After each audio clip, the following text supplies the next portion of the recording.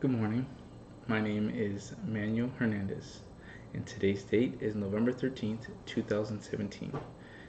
The class I am in is Bio 225, General Microbiology. Today, I will be going over exercise bacterial enumeration, dilution, and plate counts. We will be experiencing exponential growth and hopefully get a viable plate count between 30 and 300 colonies.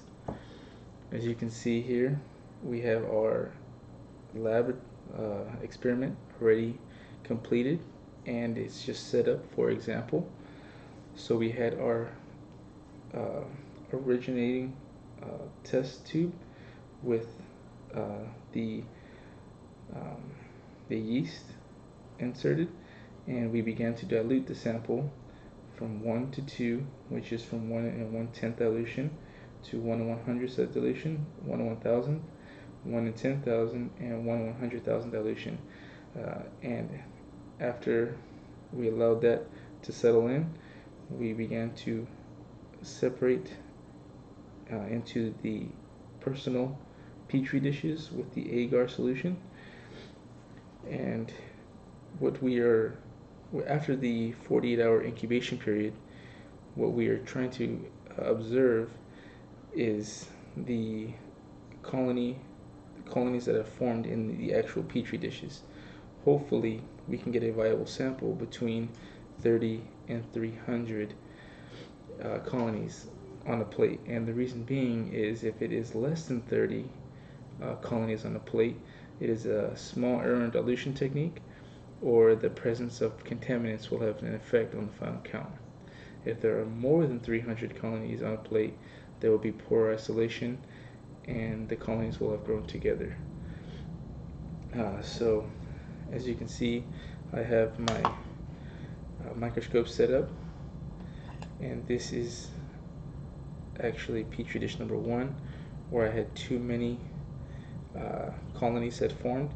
The cloudiness shows that I had probably a poor sample onto the petri dish itself.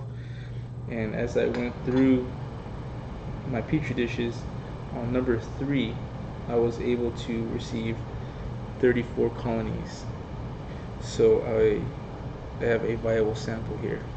And through observation, I was able to separate and individually count the colonies. Had I allowed an incubation period of an extra 24 hours, going from 48 to 72, due to the nature of the bacteria cells dividing and growing in numbers, it would have affected the results of my lab.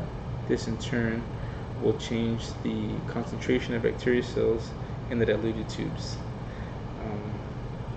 As far as my experiment goes, I did have some issues with my earlier samples and my later samples, as I had 1 and 2 being too many to count. Number 3 was a viable source, and 4 through 6 were too few to count. So I had some mishaps when it came to the dilution, but I was able to redo some of my agar plates and get a fairly close sample source towards the end. Because the agar had solidified, I had to find a way to reheat it and then place it back in there and redo the experiment with new agar or fresh agar. And luckily I still had I had not thrown out my my test tubes full of the yeast along with the nutrient broth. But other than that, I'd say it was a moderate success. Thank you.